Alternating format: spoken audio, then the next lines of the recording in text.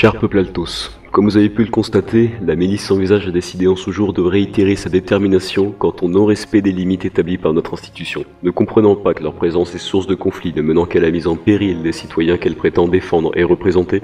Cette dernière a une fois de plus ouvert le feu sur nos militaires et réalisé des actes qui ne peuvent être pris à la légère.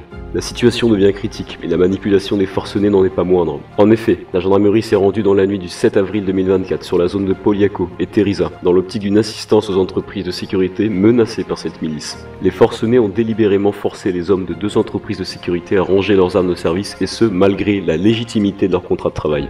Cet ordre fut appuyé d'une forte pression réalisée par les miliciens, sous prétexte d'une présence sur leur dit territoire. Cet acte inadmissible fut immédiatement signalé à la gendarmerie par des témoins de la scène. Dès lors, la sécurité des hommes et femmes présents sur zone fut une priorité pour les gendarmes. Après plusieurs renseignements auprès des effectifs de ces entreprises de sécurité, nous avons pu confirmer l'intégrité de ces derniers. Par la suite, un négociateur de la gendarmerie prit contact avec la milice sans visage dans le but de recueillir leur point de vue et d'apaiser la situation. En vain. Malgré les récentes démonstrations de force réalisées sur les régions de Teresa et Poliaco, la MSV a décidé d'envoyer 3 de leurs blindés afin d'engager les hostilités envers la gendarmerie. De plus, la MSV a pris la décision, au péril de nos citoyens et militaires, de placer une dizaine d'explosifs artisanaux au sein même de la ville de Teresa.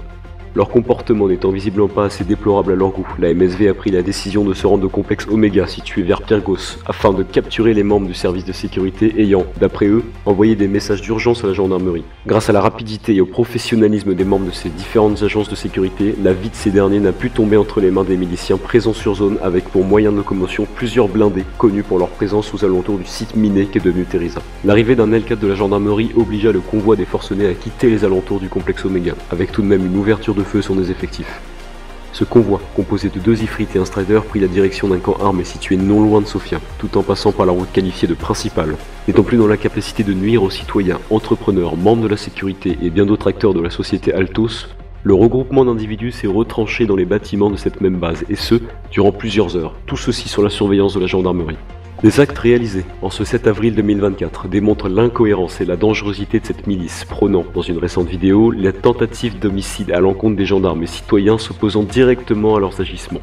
Nous rappelons à l'ensemble des citoyens la chose suivante: si vous êtes témoin ou victime d'événements inhabituels pouvant mettre en péril votre vie ou celle de vos proches, peu importe votre position, contactez-nous et des moyens nécessaires à votre sécurité seront déployés le plus rapidement possible.